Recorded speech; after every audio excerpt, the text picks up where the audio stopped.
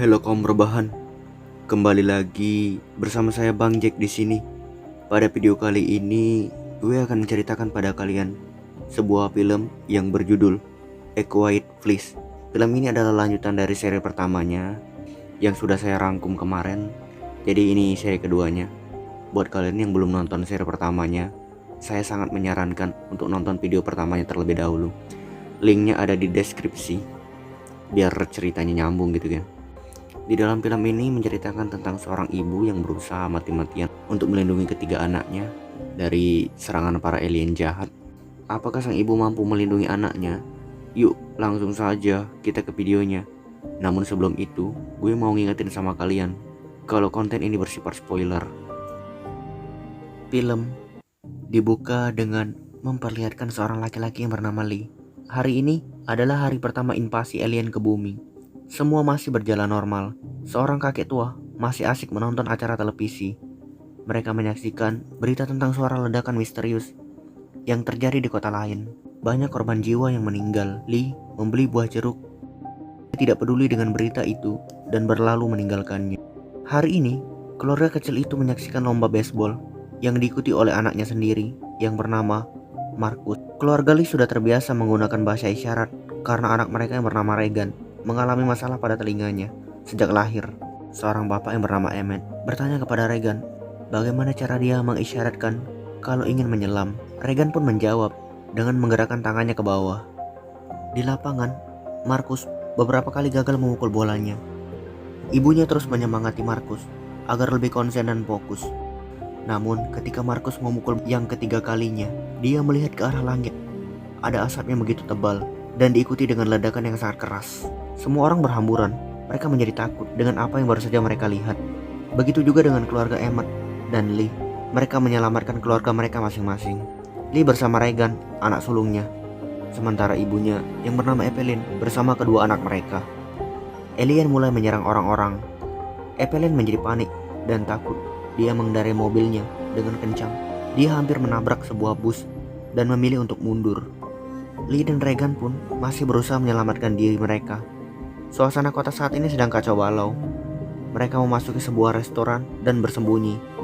Di situ, alien berada di luar. Lee memperingatkan orang-orang untuk tetap tenang dan diam. Tapi di tengah keheningan itu, ada suara handphone salah satu orang berbunyi. Alien yang mendengar itu langsung masuk dan membunuh orang yang ada di rumah itu. Lee berlari keluar bersama anaknya. Seorang polisi berusaha membalas alien itu, namun itu nampak sia-sia saja. Teriakan alien itu membuat telinga Marcus menjadi sakit. Kembali ke masa sekarang, setelah tewasnya ayah mereka yang bernama Lee, keluarga kecil itu ingin meninggalkan tempat itu. Mereka membawa barang yang mungkin akan mereka perlukan. Regan mengambil sebuah pengeras suara karena alat itu sangat berguna untuk melawan si alien. Sementara si ibu mengambil sebuah tabung oksigen yang berada di bawah tanah rumah mereka. Pagi itu mereka mulai berjalan. Mereka tidak tahu harus pergi kemana karena mereka tidak yakin ada orang yang masih hidup di kota ini. Mereka menelusuri perlintasan rel kereta api yang sudah lama tidak berfungsi. Di atas jembatan ada sebuah api yang menyala. Hal ini menandakan ada orang yang tinggal di dekat sini.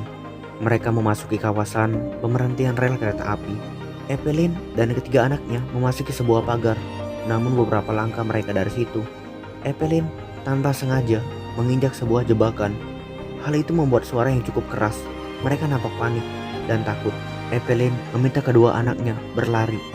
Ada seorang yang mengawasi mereka dari atas dengan menggunakan sebuah sniper. Mereka terus berlari sampai si anak yang bernama Marcus menginjak sebuah jebakan besi. Hal itu membuat Marcus berteriak sekencang mungkin karena tak tahan dengan rasa sakit yang ia terima. Ibunya mencoba menenangkannya. Marcus terus saja berteriak. Ibunya mencoba menenangkan Marcus dan melepaskan jebakan besi itu dari kaki Marcus. Alien telah sampai di dekat mereka. Regan mulai menyalakan radio yang ia bawa, menyetel suara yang menjadi kelemahan alien itu. Bersama dengan itu, sang ibu membunuh alien itu hingga tewas. Orang lain masih mengawasi mereka dari atas. Mereka pun berlari masuk ke dalam gedung. Lalu, seorang menggunakan masker membekap mulut Evelyn, menyuruhnya diam.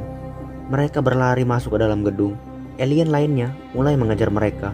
Lalu, mereka memasuki sebuah lorong bawah tanah dan bersembunyi di dalamnya. Sejenak mereka aman. Si pria bermasker meminta mereka untuk segera pergi dari tempat ini dengan alasan kalau makanan tidak akan cukup untuk mereka.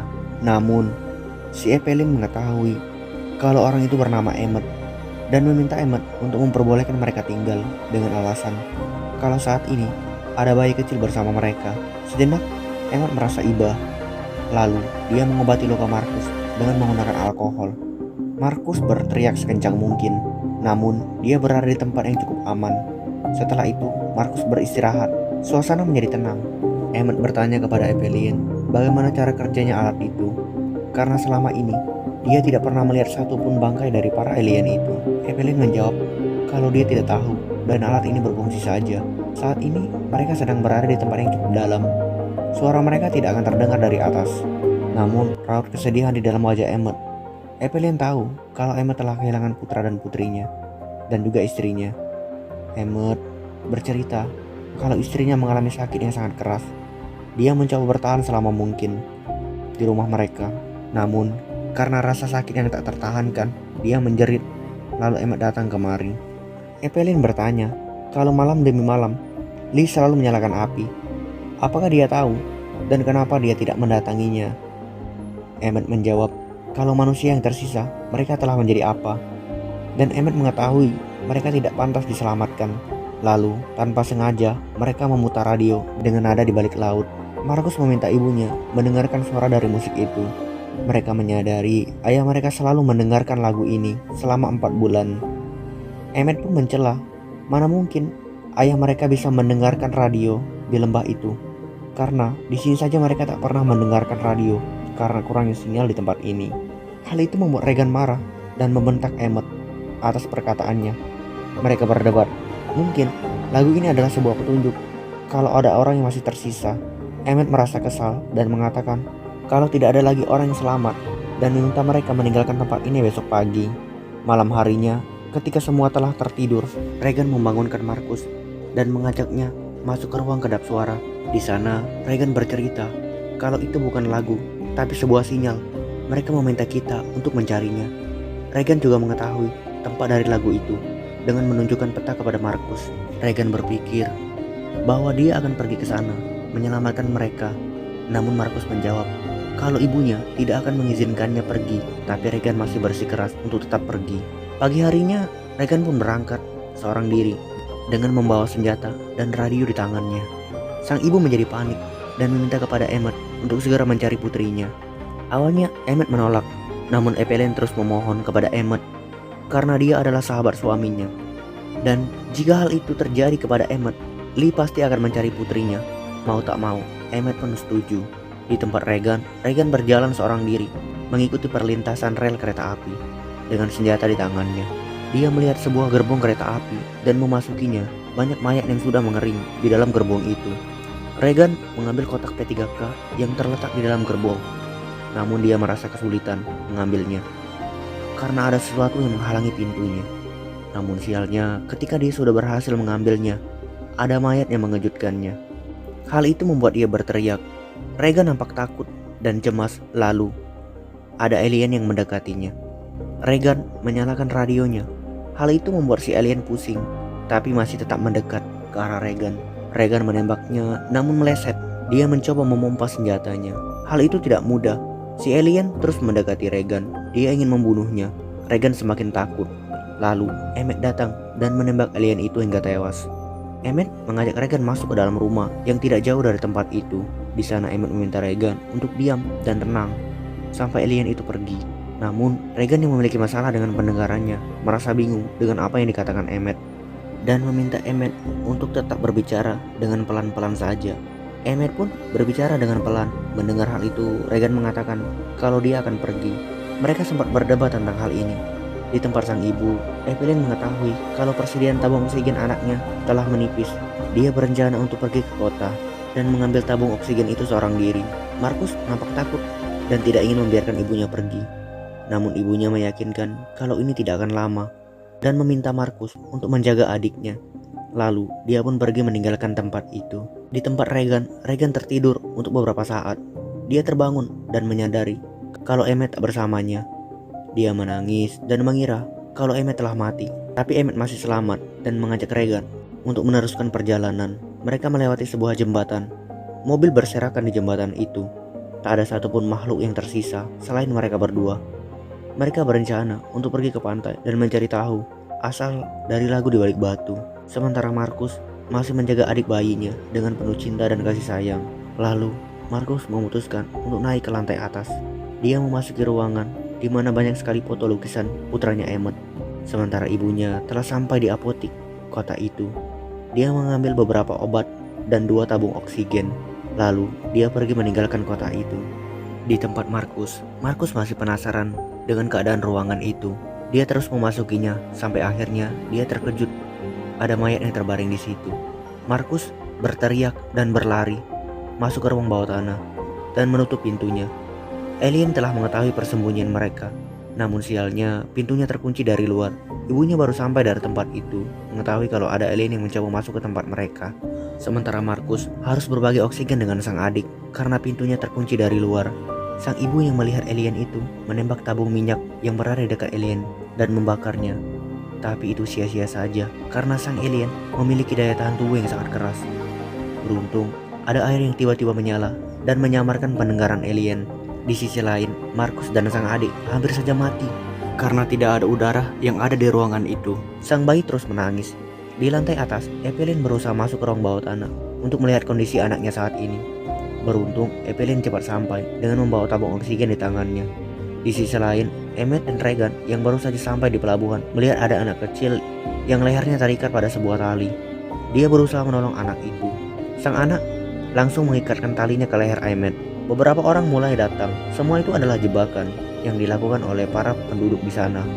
Mereka berencana untuk membunuh Emmet dan Regan dan akan memakannya. Namun sebelum hal itu terjadi, Emmet meminta Regan untuk menyelam dengan menggunakan bahasa isyarat. Regan pun menurutinya dan menceburkan dirinya ke dalam air. Mendengar hal itu, alien pun langsung membunuh mereka semua. Emmet berusaha melepaskan tali yang mengikat lehernya.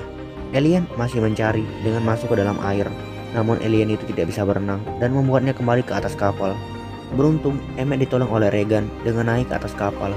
Mereka pergi ke sebuah pulau yang mereka yakini adalah tempat di mana suara lagu itu diputar. Di sana, ada beberapa orang yang tampak masih menjalani hidup dengan normal. Emmet dan Regan diterima dengan baik di situ. Mereka diberi makanan dan pakaian yang hangat dan bertemu dengan pemimpin pulau itu, sekaligus orang yang telah mengirimkan sinyal lewat radio yang mereka putar. Orang itu bernama Men bertanya kepada Emmet, apa dia orang yang telah mengetahui pesannya lewat radio? Emmet menjawab kalau Regan lah yang mengetahui pesan itu. Men bercerita kalau pada hari itu mereka ada di kota dan mendengar alarm, tanda peringatan. Begitu tahu para alien tidak bisa berenang, Garda Nasional mulai menaikkan orang ke atas perahu. Saat ada perahu yang berhasil menyeberang, mereka berbondong-bondong untuk menyeberang dan mereka pun mulai menjerit. Dan dari 12 perahu, hanya 2 yang selamat dan Men merasa senang karena Emmet dan Regan berhasil selamat dan memuji tekad mereka untuk sampai ke tempat ini. Lalu, Emmet meminta kepada Men untuk menyetel musik yang menjadi kelemahan dari alien itu. Sambil memperlihatkan alatnya, Emmet pun pergi ke tempat Regan. Dia bercerita kalau Men akan melakukannya. Dia juga memuji tekad Regan yang sama seperti ayahnya. Dia meminta maaf kepada Regan karena telah meragukannya. Hari pun mulai pagi, Emmet pergi ke pantai sambil memandangi foto anaknya. Dia sangat merindukan anaknya dan berharap kalau anaknya ada di sini bersamanya. Lalu, dia mendengar ada suara kegaduhan dari balik batu itu. Emmet mencoba mengeceknya dan menyadari kalau alien itu telah berhasil sampai ke sini dengan menggunakan Sukoci yang ada di dermaga. Melihat hal itu, Emmet langsung berlari untuk memperingatkan orang-orang. Namun telat, alien itu telah datang dan mulai membunuh orang-orang. Kekacauan mulai terjadi di pulau itu.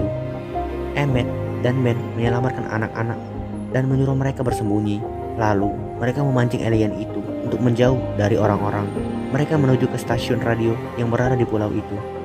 Mereka memasuki stasiun radio itu, tapi Men mulai khawatir dengan anak-anaknya. Dia takut kalau alien itu telah kembali ke desa. Namun Emmet mencoba meyakinkan Men kalau alien itu masih di luar. Men mencoba mengecek keluar dan membuat dia harus tewas di tangan alien itu. Emmet dan Regan mulai memasuki ruangan demi ruangan dan mencari tempat pemutar musik agar mereka dapat menyetel suara yang menjadi kelemahan dari para alien itu. Alien mulai mencari mereka. Sementara itu, di tempat sang ibu, Evelyn dan kedua anaknya masih berada di ruangan kedap suara itu. Mereka terus berbagi oksigen. Evelyn mulai khawatir dengan kondisi kedua anaknya. Di tempat stasiun radio, Emmett dan Regan berusaha masuk ke dalam tempat kontrol radio itu dengan mengendap-endap dan berhati-hati karena mereka tahu sedikit suara yang mereka buat bisa membahayakan mereka. Mereka mulai membuka pintu untuk memasuki tempat kontrol radio. Bersama dengan itu, Evelyn juga mengecek keluar apakah alien itu masih ada di sana atau tidak. Regan berhasil memasuki ruangan itu, tapi saat bersamaan, alien mengetahui posisi mereka berdua. Evelyn yang berada di luar ruangan mengambil beberapa obat-obatan yang terjatuh. Alien masih berada di tempat itu dan mulai menyerang mereka. Evelyn kembali masuk ke dalam ruangan kedap suara, namun dia tidak sempat untuk menutup pintunya. Suasana menjadi tegang dan panik, begitupun di tempat Regan. Alien mulai mendekatinya, namun dia terhenti karena mendengar suara yang memekakan telinganya. Dia mulai menjauh. Mengetahui hal itu, Regan mulai menyetel suara yang menjadi kelemahan alien dari radio agar suaranya bisa didengar sang alien lebih kencang dan keras. Alien itu menjadi panik dan pusing. Di tempat sang ibu, alien tengah berusaha masuk untuk membunuh Evelyn dan anaknya. Namun sang alien mendengar suara dari radio itu juga merasa takut dan pusing. Dia mulai menjauh dari sumber suara itu. Kedua saudara ini mulai mendekat ke arah alien itu dan berencana untuk membunuhnya. Regan mengambil sebuah tongkat besi dan Markus mengambil sebuah pistol. Secara bersamaan mereka membunuh alien itu hingga tewas. Mereka pun merasa senang. Lalu film pun selesai.